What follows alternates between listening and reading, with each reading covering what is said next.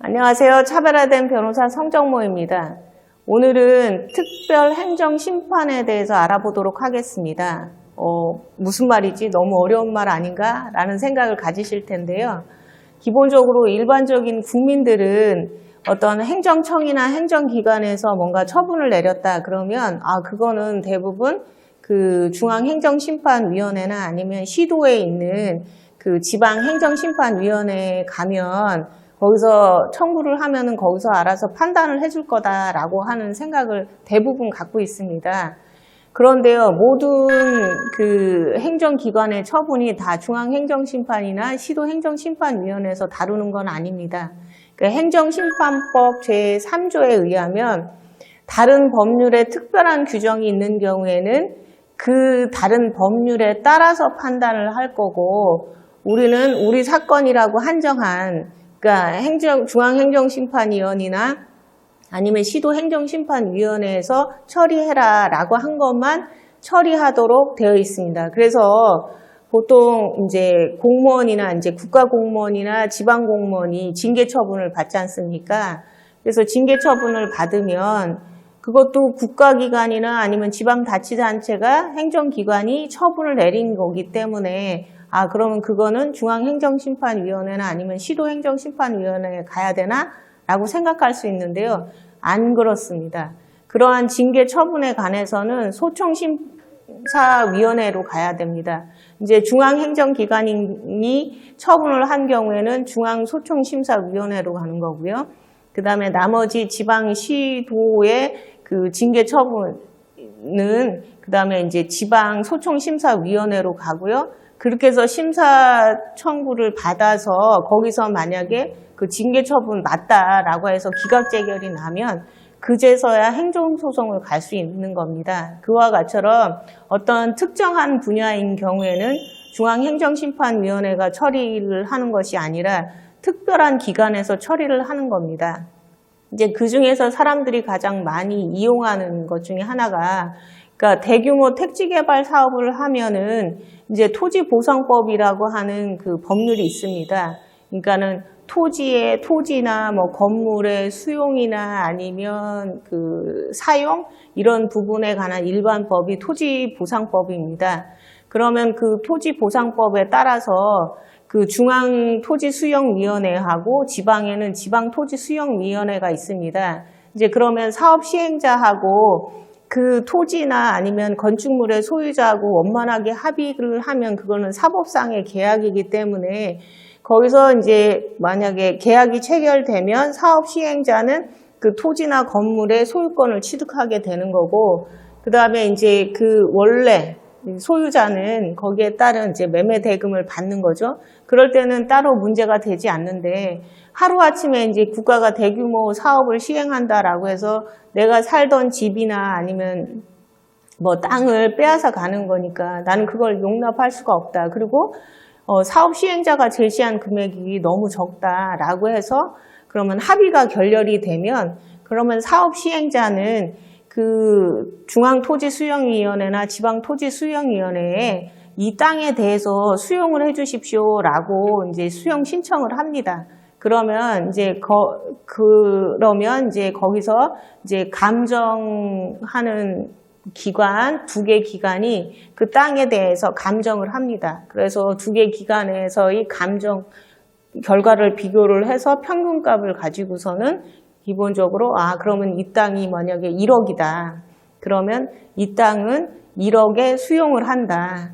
그리고 그 수용하는 날짜는 보통 수용 재결일은 보통 그 토지나 지방 그 수용위원회에서 그 심의한 날로부터 보통 한 달 이후를 잡는 경우가 많습니다. 그래서 그날 수용을 하겠다라고 해서 그런 수용 재결서가 아마 그 당사자였던 사람들한테 이제 다 통보가 될 겁니다. 그리고 거기서 이제 뭐 1억이라고 제시한 금액은 어차피 그 토지 소유자들은 그거를 수령을 안 할 거기 때문에요. 그거는 인근 법원에다가 공탁을 합니다. 그러면 그 토지 소유자는 이제 이의를 요구하고 만약에 1억이라고 하는데 내가 생각하기에는 이거는 2억은 받아야 된다라고 생각을 하면은 이거에 대해서 나는 2억을 받아야 되기 때문에 1억만 우선 받는 거고 나머지는 일을 유보를 하고서는 그 공탁금을 찾아갈 수 있습니다.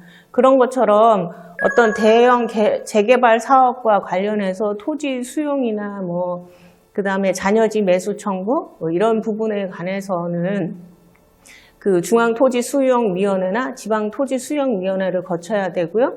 그걸 거치고 나야만 행정소송을 제기할 수 있고 우리 중앙행정심판위원회에다가 그 보상금이 너무 적다라고 청구하는 경우가 있습니다. 그런데 그러면 저희는 그게 우리 관할권이 아니기 때문에 그 중앙토지수용위원회나 아니면 지방토지수용위원회로 이송을 시켜줄 수밖에 없습니다. 그래서 이송을 시켜주거든요. 그쪽에서 처리해야 되는 거고 이제 그런 것처럼 그런 것이 바로 특별행정심판이라고 하는 겁니다. 그 다음에 이제 또 뭐가 있냐면 공무원이 공무를 수행하는 와중에 다쳤어요. 그러면은 공무원 연금관리공단이 있습니다.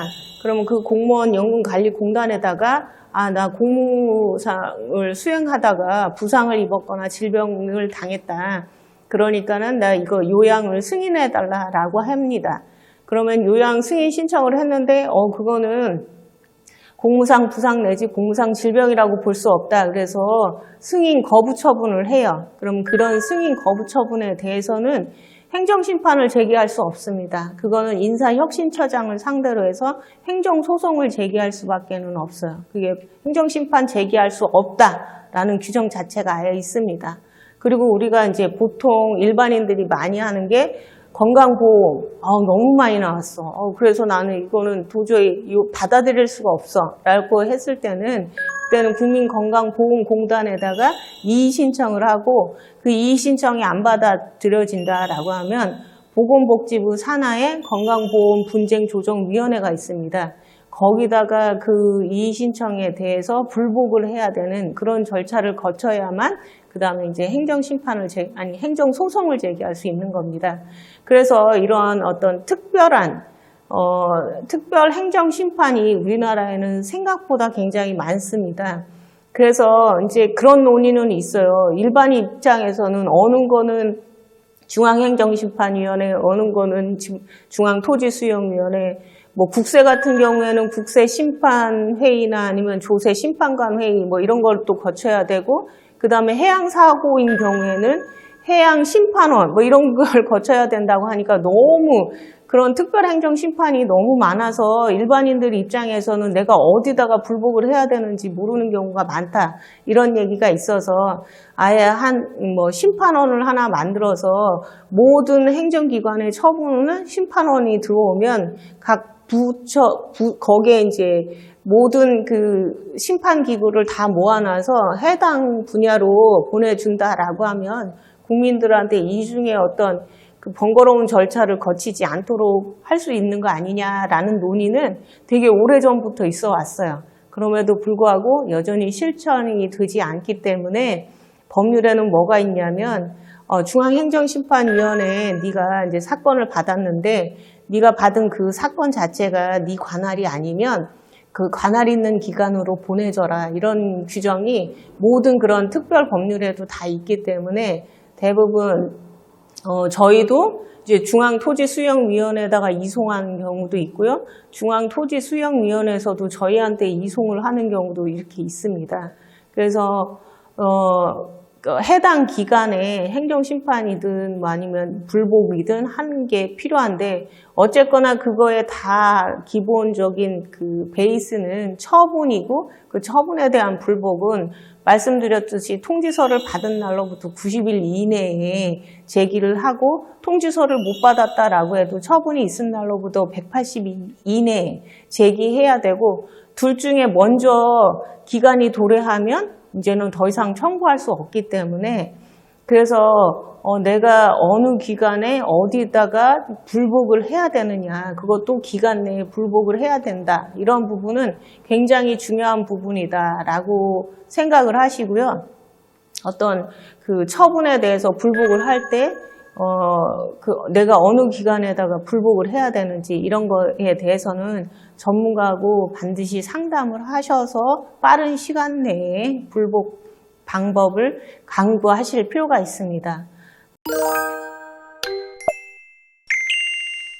오늘은 이것처럼 모든 처분에 대해서 행정심판위원회에서 다루는 것이 아니라 어떤 특별한 사항에 대해서는 특별행정심판위원회라고 불리는 기관이 있기 때문에 그 기관에다가 불복을 해야 된다라는 특별행정심판 제도에 대해서 알아봤습니다.